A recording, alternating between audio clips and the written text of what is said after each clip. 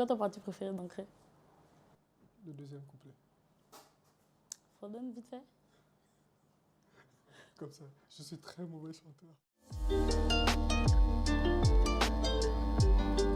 Bonjour Emma, Bonjour. peux-tu te présenter s'il te plaît? Alors, je suis Emma, chanteuse, auteure-compositeur gabonaise et je suis sur Gestor. Dans quel quartier de Libreville tu as grandi? Alors, j'ai grandi à plein Niger, Glace, Toulon. C'est comme si c'était le même quartier, mais c'est plein de petits quartiers collés. Baraka. Quel est ton premier souvenir avec la musique? Premier souvenir. Ton souvenir le plus lointain? Le plus lointain, c'est quand j'allais au studio pour apprendre à poser ma voix. Tu avais quel âge? J'avais 12 ans, 12-13 ans. Quelles sont les influences que tu as eues qui t'ont poussé à aller vers ça, vers la musique? Alors, j'ai des influences pour l'écriture et j'ai des influences pour les tops. Pour les tops, j'écoutais la musique Naija.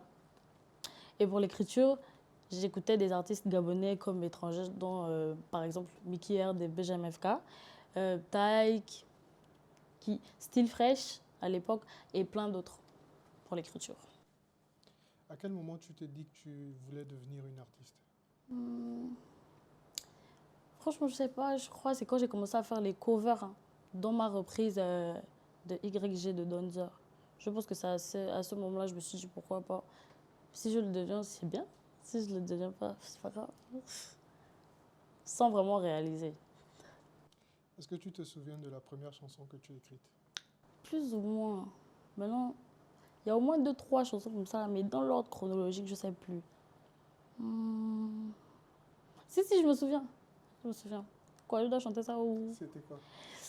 C'était une chanson de Gouma, déjà je suis née avec le Gouma.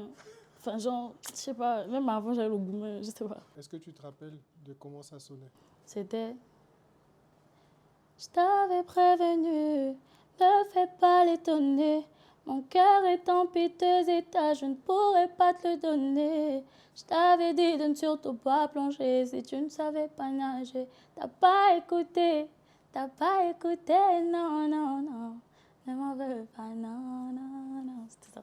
Tu devrais peut-être la refaire, la réécrire, et puis la chanter à nouveau maintenant. Ouais, j'y ai pensé. J'y pensais il n'y a pas longtemps à récupérer plusieurs de mes titres qui ne sont jamais sortis et qui étaient pas mal, qui étaient plutôt bien écrits.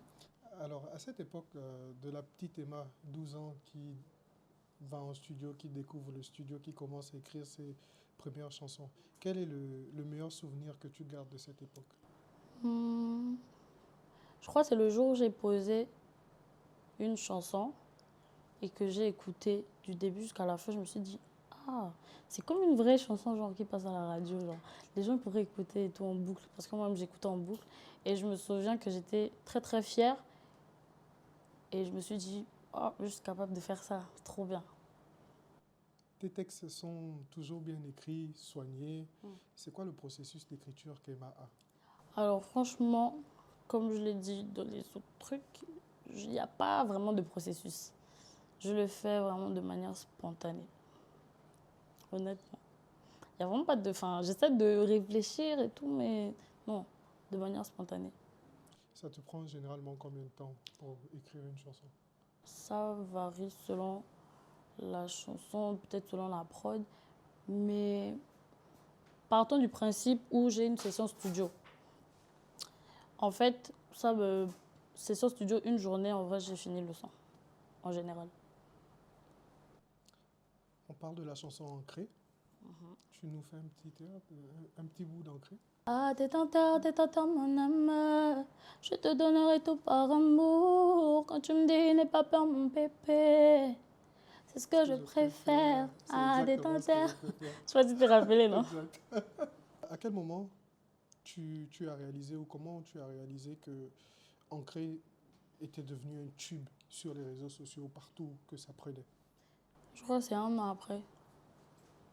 Un an après.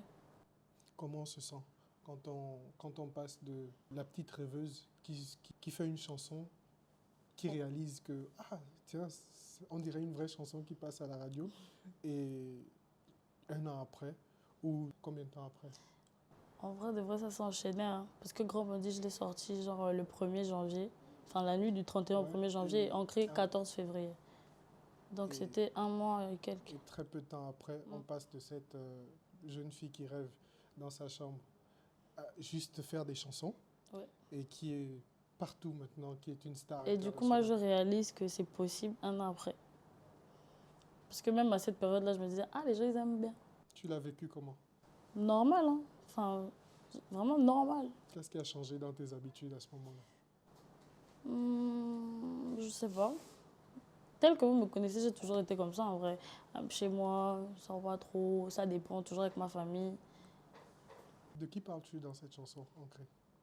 Ancré Ouais. de mon ex. Quoi, tu veux un nom? Non, non. Ah, parce que de toute façon, tu as bougé la tête là, je me suis dit que peut-être que tu voulais qu'elle te donne son nom de famille aussi. Il se reconnaît en tout cas. Et encore, à moi. Je suis sûr que lui aussi, il a aimé la chanson. On a tous l'impression Qu'il est d'être surtout tes fier ex. de lui. Ah oui? Oui, parce qu'Ancré, franchement. Trop bien. Quel conseil donnerais-tu à la jeune fille Emma quand tu regardes en arrière aujourd'hui, là où tu es, Mm. après avoir eu ce parcours-là, après avoir eu ces tubes-là, Mhm, 2 EP après, mhm. quel conseil donnerais-tu à la petite Emma qui Dans la, commence à écrire ses chansons, dans la musique ou dans la vie de tous les jours? dans la musique et dans la vie de tous les jours? Dans la vie de tous les jours, arrête de croire que tu vis au pays des bisounours. Arrête de faire confiance bêtement aux gens. Ça, c'est dans la vie de tous les jours.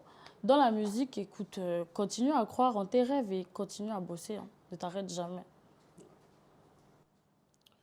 Au vu de ton acting, ta façon de jouer dans Je m'y oppose, une reconversion au cinéma, ça te dit? Pourquoi pas? J'aimerais bien, moi. J'aimerais bien. Il faut bosser maintenant pour les cours de théâtre. Oui. Mais, vas-y, sans une parenthèse. C'était Emma sur Gestor Media et c'était bien. C'était bien. On a aimé ça. Merci Emma. Merci à vous, merci Gestor.